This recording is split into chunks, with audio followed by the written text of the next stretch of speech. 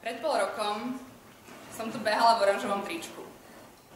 Bola som jedna z dobrovoľníčok. Pred pol rokom som pracovala pre jednu firmu, švédsku firmu, a robila som také zastúpenie pre celé Slovensko. Navštevovala som hotely a reštaurácie po celom Slovensku a predávala som im produkty. Školila som rôznych obchodných zástupcov našich spolupracujúcich firiem, školila som čašníkov, ako lepšie poskladať obrúsky a ako si prestrieť krásne stôl na svadbu alebo na nejakú inú príležitosť. Túto prácu som milovala, doslova som ju zbožňovala, doslova som ju žrala. Bola som tak lojálny zamestnanec, že som mala pocit, že tá firma je moja a robila som preto úplne maximum. Ale čoraz viac sa vyžadovalo odo mňa, čoraz viac sa odo mňa chcelo, väčšie výsledky, väčšie zisky, väčšie tržby, viac ciest, viac služobiek a ja som nemala žiadny osobný život. Pracovala som tam 7,5 roka. Pracovala som 12 až 14 hodín denne a najazdila som 5 až 7 tisíc kilometrov mesačne. A začala som si uvedomovať, že som vyhorela. Že napriek tomu, že som tú prácu zbožňovala, už to nie som ja. A už robím veci automaticky a už robím často veci s nechuťou. A je pravda, že mala som šéfa, ktorého som si vôbec nevážila. Dnes viem, že je to strašne dôležité, aby ste mali šéfa, ktorého si vážite. Vyhorela som a nevedela som, kam sa pohnúť. Vedela som, že musím urobiť zmenu, razantnú zmenu, ale vôbec som nevedela, čo budem ďalej robiť. A potom mi prišiel link. Link na Inner Winner od mojej kamarátky. Ja som to otvorila, pozerám na to a hovorím si však, toto je presne pre mňa. Tak som si otvorila celý program a zistila som, že tu bude Mary Diamond. Mary Diamond učíkovala vo filme The Secret. Vedela som, že tu musím byť, aj keby čo bolo. Lenže, napriek tomu, že som veľa pracovala, tak som už postupom času nedostávala to správne ohodnotenie. Ledva som pokrývala nejakú hypotéku a takéto veci a na takéto záležitosti, ktoré ma bavili, už zostávalo málo peňazí. Nemala som peniaze na ten lístok, ale povedala som si, že cesta musí existovať. Vytlačila som si ten program, zakružkovala som si všetky prednášky, ktoré ma najviac zaujímajú. Ten program som si vložila do tašky a začala som uvažovať. Tak, chceš to? A musíš sa tam dostať. Keď som mala 15 rokov, čítala som knihu Slepočia polievka. A inšpiroval ma jeden príbeh. Dva manželia v Amerike chceli byť motivační speakery. A na druhom konci Ameriky sa dial podobný festival, ako je tu, osobnostného rastu. A oni si povedali, že tam musia byť, ale tiež nemali peniaze. Tak rozmýšľali, ako sa sem môžu dostať. Tak, potrebovali letenky, potrebovali ubytovanie a potrebovali vstupenky na ten festival.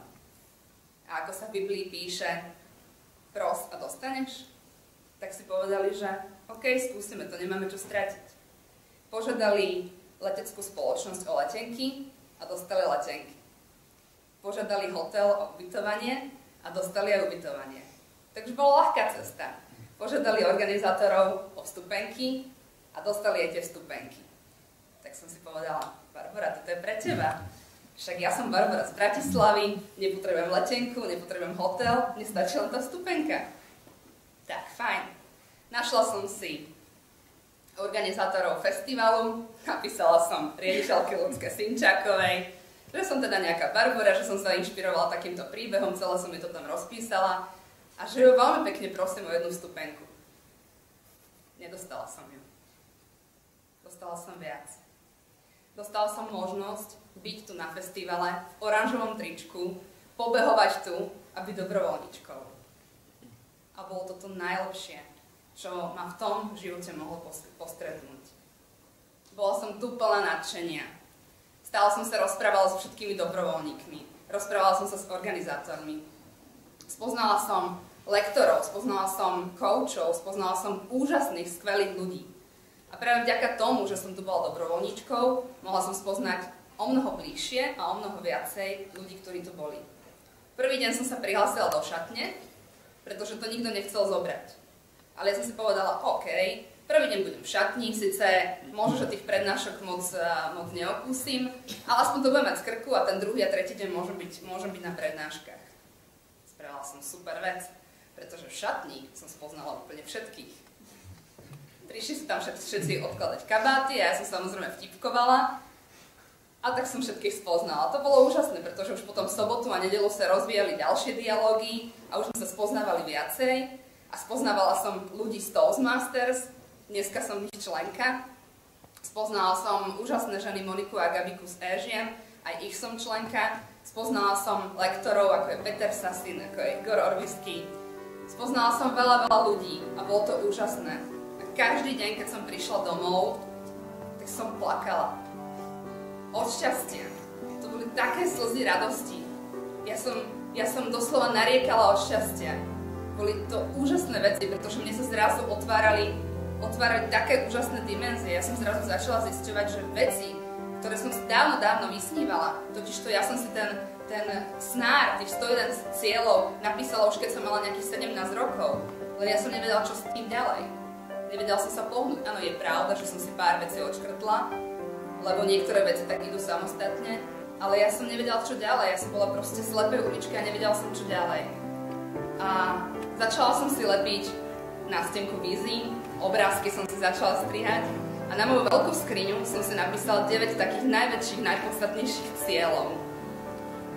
A jeden z nich vám presne povie. 13.4.2013 budem vystupovať na Inner Winner v hlavnej sále a moja téma bude Ako ti Inner Winner zmenil život. Tak, a toto sa plní práve teraz. Ja si to naozaj užívam. Skončil festival a ja som v tom momente napísala môjmu šéfovi mu výpoveď. A nebola to výpoveď, že si ťa nevážim, alebo mám malý plat, alebo už ma tá práca nebaví, alebo niečo podobné. Ja som mu napísala, čo som zažila. A napísala som mu, čo chcem robiť. Napísala som mu, že ja chcem byť motivačná trénerka a ja chcem motivovať ľudí k tomu, aby našli svoje cieľa, aby si ich dokázali splniť. Pretože viem, že komunikovať viem, že viem vystupovať a viem, že viem na seba priťahovať ľudí. Mám veľa priateľov a veľmi rada naväzujem priateľstva. A môj najväčší sen je to, že by som chcela vytvoriť taký krúžok pre deti od rodičov alkoholikov. Pretože sama som také dieťa a môj otec je alkoholik. A veľmi ma to v živote trápilo. Nebolo to ľahké. Ale našla som v sebe vnútornú silu na to, aby som dokázala ísť nejakou cestičkou a dokázala zo seba pretvoriť úplne iného človeka. Kedysi som bola šikanovaná, dnes tu stojím pred vami a niečo vám rozprávam. Kedysi by som to nedokázala.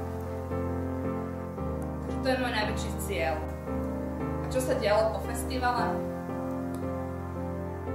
Ja veľmi ľúbim svoju sestru a moju maminu, ale nejako sme nemali k sebe cestu.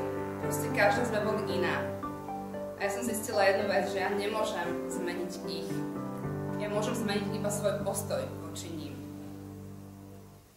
Keď som ako ochotnícka herečka vystupovala v divadle a požiadala som svoju rodinu, aby ma prišla podporiť, tak neprišli. Ale dnes tu sedí moja sestra a ja som za to šťastná.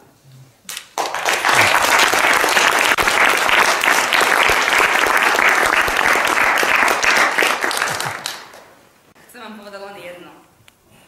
Moje najväčšie heslo v živote je také. Nikdy sa nevzdávaj.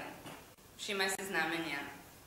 Keď po niečom veľmi túžiš, celý vesmír sa spojí, aby si to mohol uskutočniť. A ja viem jednu vec. Ako sa mi splnil dnešný sen, že tu dnes stojím pred vami, tak sa mi splnia aj tie ostatné. A splnia sa aj vám, keď to budete veľmi chcieť. Ďakujem.